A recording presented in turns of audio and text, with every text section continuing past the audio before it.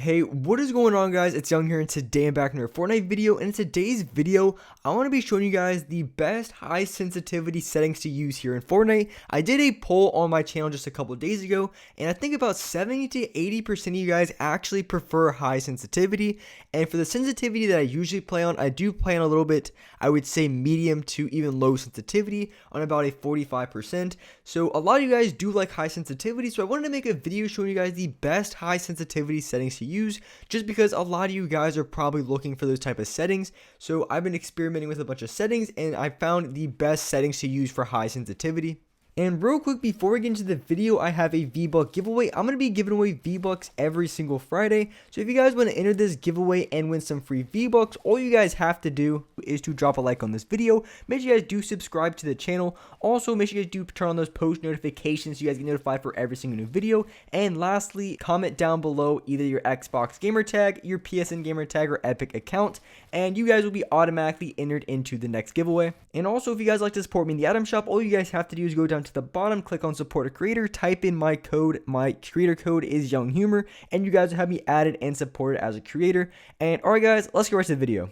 Alright, so here in this video, I wanted to be showing you guys the best high sensitivity settings to use in Fortnite. Now, I was experimenting with all sorts of sensitivities last night. I think I found the best sensitivity to use. So if you guys are looking for some high sensitivity settings, I would highly recommend giving these a try, because I do feel like they're very, very good in a lot of reasons. And I'm also going to explain each and every reason on why high sensitivity is the best sensitivity to use as opposed to low sensitivity, because when it comes to any sort of change that you make, there is a give and take. So when you raise your sensitivity, you might be better at one thing, and when you lower it, you might be better at another thing. So there is a lot of give and takes when it comes to choosing the right settings for you. But if you guys like high sensitivities, these are probably the best settings that I could find. So here I am going into my settings.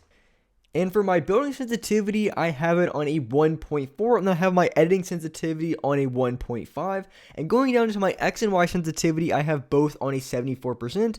And one thing I did find out is when you play on high X and Y sensitivity, you really do want to play on a much lower building and editing sensitivity than before. Because if you guys have a high building sensitivity and also a high X and Y sensitivity, the builds and edits are, to be honest, even for me on 240 FPS, is very, very uncontrollable. So I do like to play on a lot lower building and editing sensitivity. And obviously, it is a suggestion. Some of you guys might like a little bit on the higher end. Some of you guys might like a little bit on the lower end. But I feel like 1.4 to 1.5 is a good medium sensitivity for building and editing when it comes to 74% X and Y.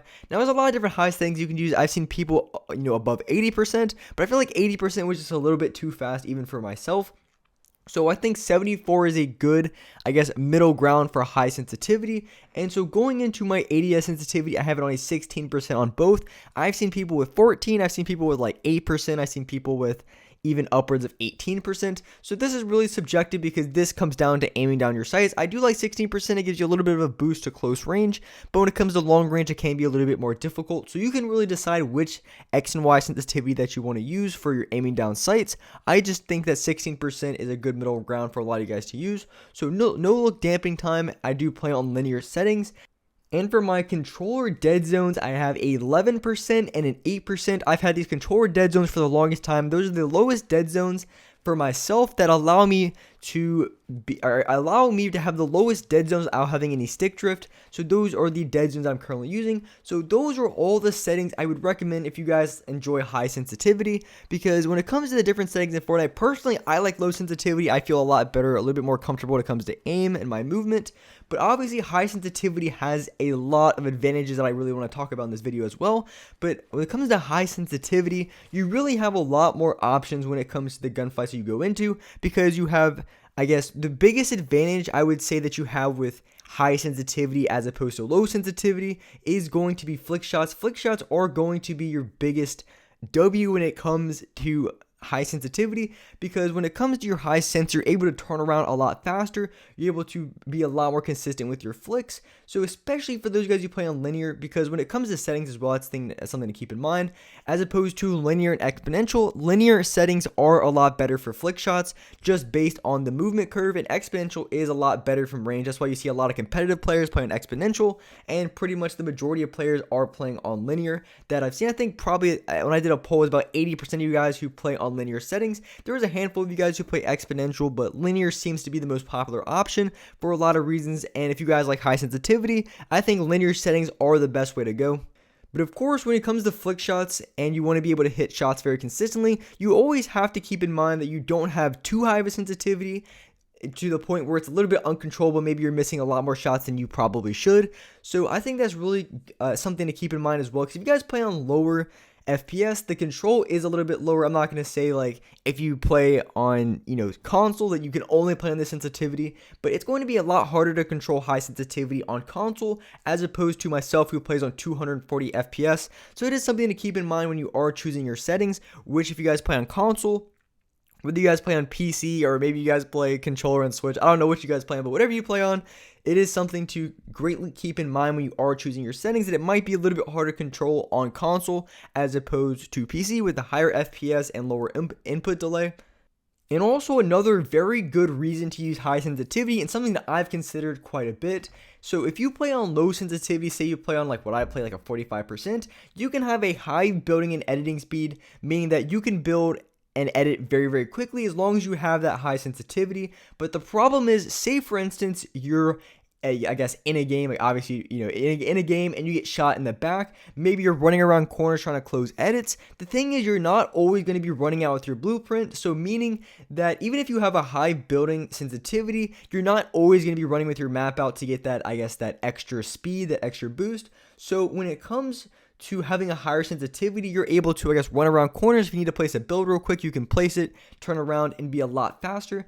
And that's also another thing I've noticed is maybe when I'm running around corners, running into buildings, and I need to reset and edit real quick. Like I said, you're a lot faster when you have your blueprint out, but a lot of times you don't have your blueprint out when you're resetting an edit because you're just running around corners trying to close it.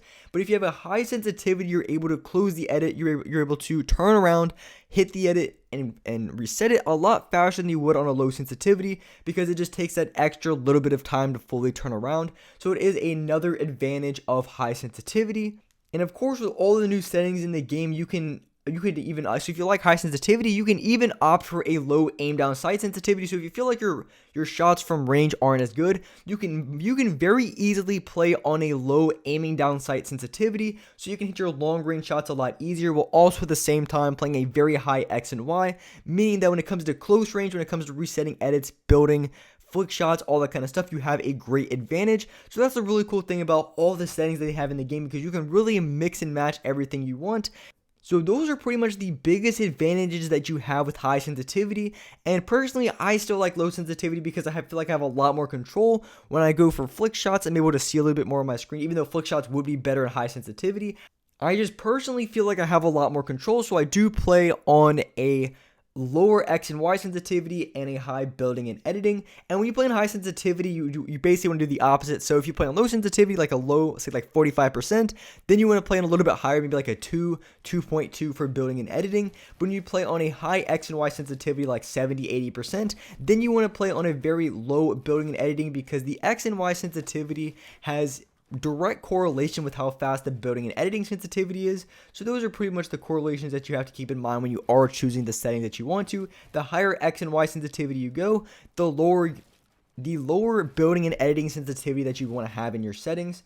But like I said at the very beginning of this video, I think I saw about like 70-80% of you guys do play on high sensitivity. Personally, I really like the control of low sensitivity, so for me, that's just my personal preference. But for a lot of guys who are looking for some high sensitivity, I hope this video really helped you out, because I was really looking through a bunch of sensitivities. I tried out 80%, I tried a high 60, and I felt like a 74% was that good medium. And then I also tried out the building and editing sensitivity, and I really did like the numbers that I was on. Same with aim down sights. I think on my normal settings, I played about 13% for my ADS, and on here, I play on 16%, so it's a little bit of a boost, because I know you guys like the higher sensitivity, but I really wouldn't go too high on that setting, just because I feel like it might be a little bit out of control. You're not going to be able to hit shots from range, so you really want to find that good balance. But these settings, I think, are really good recommendations and suggestions when it comes to choosing high sensitivity settings. And with that being said, that's a wrap up for this video. If you guys enjoyed this video, if you guys liked it, make sure you guys do hit that like button. Make sure you guys do subscribe to the channel if you haven't already. Turn on my post notifications so you guys get notified for every single new video. And as well, I do live stream every single day here on the channel. So if you guys want to see me when I'm live, see me getting wins, make sure you guys do come by my live streams every single day at 5:45 Eastern Standard Time. Like I said, I stream every single day on this channel, so make sure you guys do come by. And with that being said, I appreciate you guys watching the video. And alright guys, I'll see you next one.